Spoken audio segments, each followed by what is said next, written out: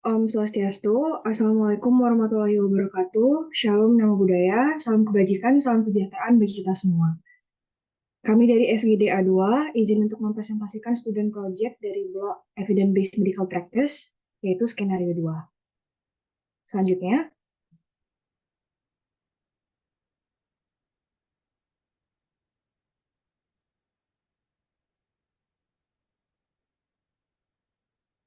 berikut merupakan anggota kelompok kami. Selanjutnya, adapun topik bahasan yang akan kami bahas kali ini, yaitu bab 1 pendahuluan, bab 2 isi, dan juga bab 3 simpulan. Selanjutnya, baik, perkenalkan saya Niputu Salvia Dira Surya Dewi dengan 3 digit yang terakhir 148 izin untuk mempresentasikan bab 1 pendahuluan berupa latar belakang. Yang mana demam tifoid merupakan suatu penyakit akibat infeksi bakteri Salmonella typhi dengan metode transmisi ke manusia adalah fecal oral transmission. Setiap tahunnya demam tifoid ini lebih dari 26 juta kasus menyebabkan sekitar 215.000 kematian di seluruh dunia. Demam tifoid ini cenderung terjadi di negara berpenghasilan rendah dan menengah, yang mana kejadian demam tifoid berkaitan dengan iklim sedang dan juga tropis. Secara tidak langsung, iklim ini berkaitan dengan sanitasi dari negara tersebut, pengelolaan limbah, dan juga pengelolaan air pada negara tersebut. Gejala dari demam tifoid ini diantara lainnya adalah demam dengan pola step ladder, disertai dengan gangguan gastrointestinal seperti mual dan juga muntah. Metode diagnosis yang dapat dilakukan pada demam tifoid dengan gold standarnya adalah bone marrow culture, ada Widal test, Quebec test atau immunoglobulin M Salmonella typhi, kultur darah lengkap. Tata laksana untuk demam tifoid diantara lainnya adalah tata laksana berupa simptomatis atau menghilangkan gejala dari demam tifoid dan pemberian antibiotik untuk demam tifoid itu sendiri. Selanjutnya,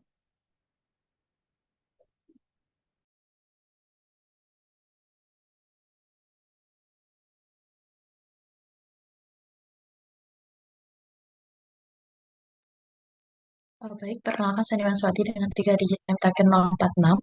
Selanjutnya terkait dengan rumusan masalah. Jadi ada pun rumusan masalah dalam pembahasan dalam proyek ini, yaitu yang pertama, apakah jenis pertanyaan pada skenario, lalu bagaimana pertanyaan penelitian klinis menggunakan Pico, lalu bagaimana rumusan pertanyaan penelitian klinis dari skenario, lalu bagaimana mencari bukti jurnal untuk menjawab pertanyaan penelitian klinis, bagaimana menerapkan penilaian kritis pada jurnal, menilai secara kritis bukti atau jurnal yang ditemukan, bagaimana mengaplikasikan buktinya, dan bagaimana menerapkan pengobatan berbasis nilai dan penilaian kritis pada jurnal. Baik, bisa di next.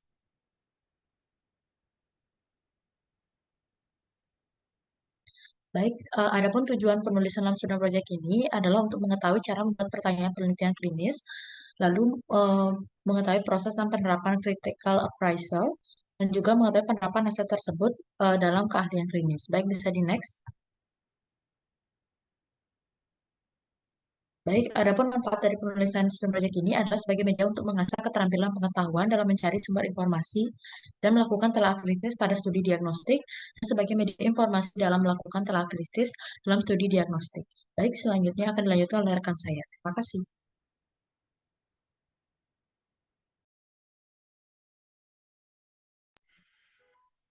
Untuk presentasi selanjutnya akan dilanjutkan oleh saya. Sebelumnya perkenalkan nama saya Rara Farhan Putra dengan teknik praktis 92. Jadi pada studi proyek ini diberikan sebuah kasus di mana seorang pasien laki-laki 20 tahun itu datang ke rumah sakit dengan keluhan utama demam selama 7 hari dan juga nyeri perut. Pasien khawatir akan tertular demam tifoid. Jadi karena dia tinggal di daerah endemis dan banyak penduduk di kotanya yang mengidap penyakit tifoid. Dia juga bertanya kepada dokter, tes apa yang terbaik untuk memastikan diagnosis demam tifoid. Dokter mengetahui ada banyak jenis tes diagnosis untuk demam tifoid seperti tes Vidal, IgM, IgG, Picture, ELISA untuk Salmonella typhi. Baik, next slide. Di sini diberikan sebuah pertanyaan. Identify what type of question of the above scenario. Jadi di sini ditanyakan tipe pertanyaan apa yang sesuai dengan kasus di atas. Jadi untuk tipe pertanyaan pada skenario di atas itu adalah foreground question, yaitu di mana pertanyaan sangat spesifik yang memerlukan critical appraisal untuk membuat keputusan atau memberikan informasi dalam melakukan keputusan klinis atau tindakan klinis. Jadi pada kasus ini diperlukan pertanyaan untuk membuktikan gold standar dari pemeriksaan demam tifoid. Oke, sekian dari saya. Pemeriksaan selanjutnya akan lanjutkan dengan saya. Terima kasih. Baik, perkenalkan nama saya Olivia Theodora dengan 3 digit terakhir 090. Saya izin untuk melanjutkan. Di sini untuk clinical research question using PICO. Yang pertama untuk P, patient problem population, yaitu divide VIPA. Kemudian untuk I, intervention and access indicator. Pada jurnal yang kami pilih yaitu Widal test atau capture ELISA of Salmonella TB. Kemudian untuk C-nya yaitu comparator atau kontrol, yaitu kultur darah yang merupakan gold standar daripada diagnosis typhoid fever. Kemudian untuk O-nya atau outcome-nya yaitu diagnosis yang akurat daripada typhoid fever. Sekian dari saya, akan dilanjutkan oleh teman saya. Terima kasih. Baik, terima kasih atas kesempatannya. Perkenalkan, nama saya Nyoman Paramata dengan 3 digit izin terakhir 208.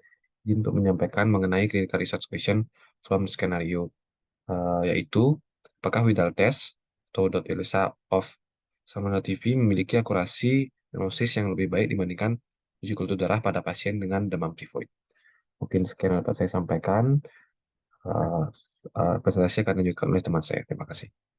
Baik, saya izin melanjutkan. Sebelumnya perkenalkan, nama saya Nyoman Ahmad Tijarana dengan 3 digit NIM terakhir 212. Saya lanjutkan ke 2.4, yaitu please search the best evidence atau jurnal to answer the clinical research. Jadi berdasarkan hasil perhitungan dan penelitian dari Wardana itu tahun 2019 diketahui bahwa sensitivitas tes Widal itu khususnya Salmonella TPO dibandingkan dengan tes IgM anti Salmonella TB sebagai gold standar yaitu 14,6% atau dibulatkan menjadi 15%. Yang berarti bahwa tes Widal ini mampu mengidentifikasi positif 15 pasien demam tifoid dengan benar di antara 100 pasien yang menderita demam tifoid. Sedangkan dengan spesifitas tes Widal itu memiliki nilai yang cukup tinggi yaitu 98%, yang berarti bahwa tes Widal itu mampu mengidentifikasi negatif 98 pasien yang tidak menderita demam tifoid dengan benar dari 100 pasien yang tidak menderita penyakit tersebut. Jadi sekian dari saya, akan dilanjutkan oleh teman saya. Terima kasih.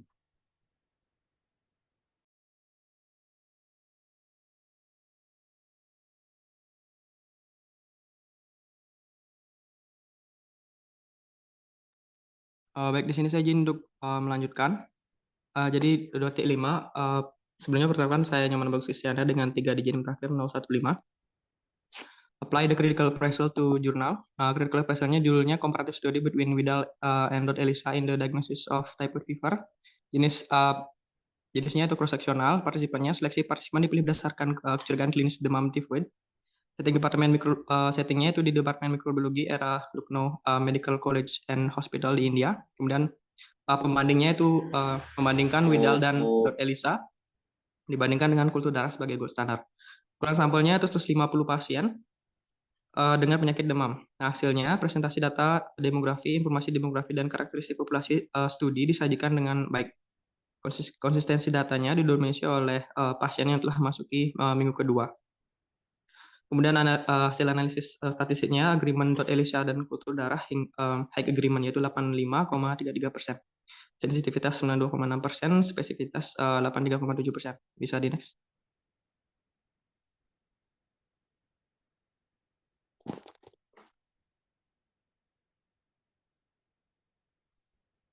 Baik, selanjutnya agreement untuk Widal dan kultur darah itu lebih rendah 79,33%. Kemudian sensitivitasnya 6,7%, spesifitas 82,1%. Temuannya ELISA lebih sensitif dan spesifik dibandingkan dengan Widal sesuai dengan temuan studi lain. Untuk kesimpulan akhirnya, hasil studi mendukung penggunaan ELISA sebagai metode diagnosis yang lebih unggul dibandingkan dengan uji Widal untuk demam typhoid, terutama dalam diagnosis dini. Namun penting untuk mempertimbangkan beban tambahan pada pelayanan kesehatan karena nilai prediktif positif yang rendah dalam skenario prevalensi rendah. Temuan ini memiliki implikasi klinis langsung dan menekankan perlunya penelitian lebih lanjut untuk mengatasi masalah nilai prediktif positif yang lebih rendah. Sekian dari saya, mungkin akan dilanjutkan oleh rekan saya. Terima kasih.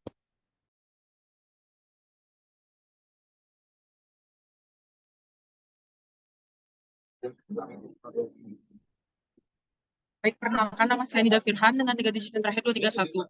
Saya akan menjelaskan critical first the evidence or journal that you find from your research.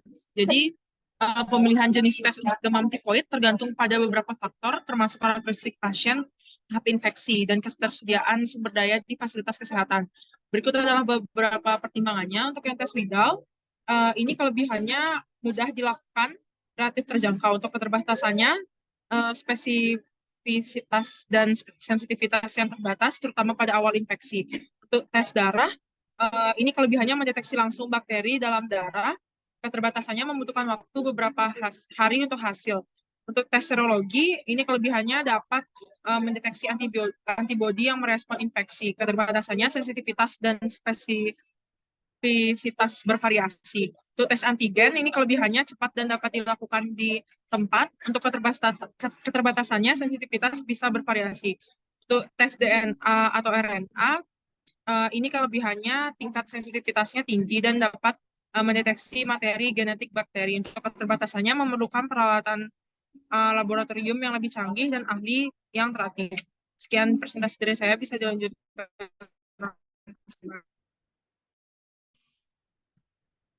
Baik, saya izin melanjutkan. Sebelumnya, perkenalkan lagi, saya Niputa Syairani dengan 13016. Di sini saya akan menjelaskan mengenai evidence integrate the result with clinical expertise dan juga patient values. Jadi, faktor klise diidentifikasikan mengenai demam tifoid yaitu ada usia, jenis kelamin, derajat demam, dan juga durasi demam. Untuk mengintegrasikan hasil tes Widal dan juga Dr. Elisa dengan keahlian klinis, itu melibatkan analisis temuan laboratorium dalam konteks kesehatan pasien secara keseluruhan dan juga riwayat medisnya. Keahlian klinis yang memungkinkan profesional perawatan kesehatan untuk menafsirkan hasil tes dalam kaitannya itu dengan gejala pasien, kondisi medis pasien, dan juga faktor risiko potensialnya. Sebagai contoh, mungkin beberapa pasien itu memiliki kekhawatiran khusus tentang pemilihan pengobatan tertentu. Sekian dari saya, akan lanjutkan oleh teman saya. Terima kasih.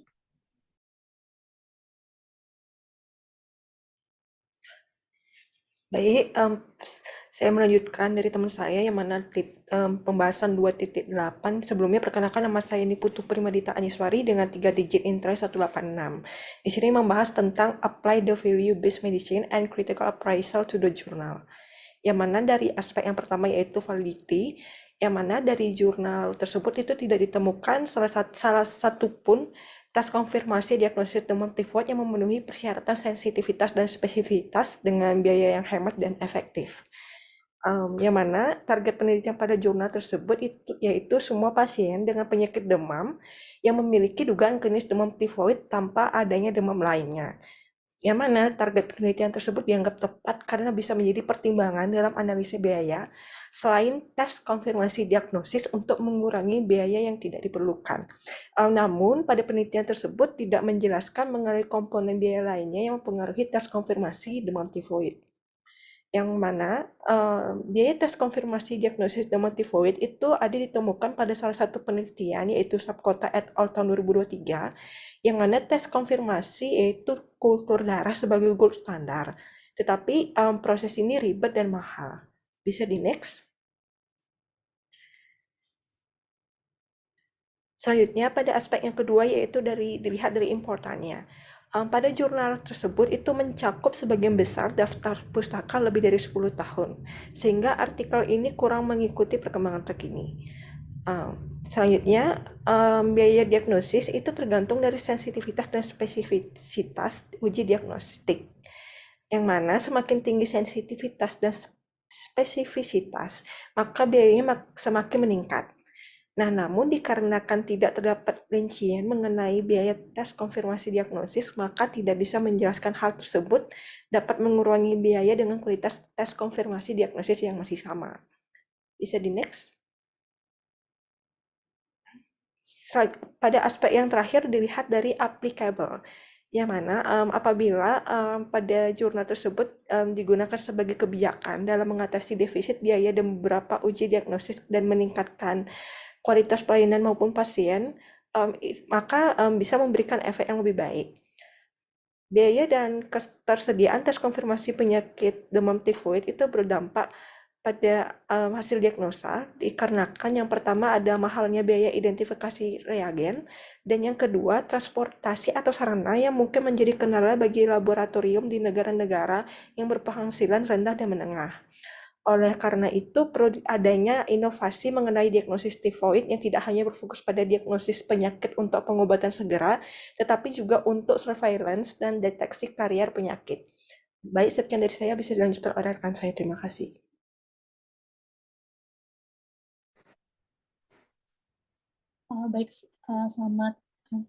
Baik, sebelumnya perkenalkan saya Nilanjana Trisna Dewi dengan 3 digit yang terakhir 214. Jadi di sini berdasarkan tinjauan literatur yang telah dilakukan studi kami, di mana dapat menyimpulkan bahwa demam tifoid ini disebabkan oleh bakteri Salmonella typhi dan Salmonella paratyphi, di mana kondisi ini ditandai dengan adanya penyakit sistemik yang disertai dengan nyeri perut dan demam. Hasil studi mendukung penggunaan ELISA sebagai metode diagnostik yang lebih unggul dibandingkan dengan uji Widal untuk demam tifoid, di mana terutama dalam diagnosis dini.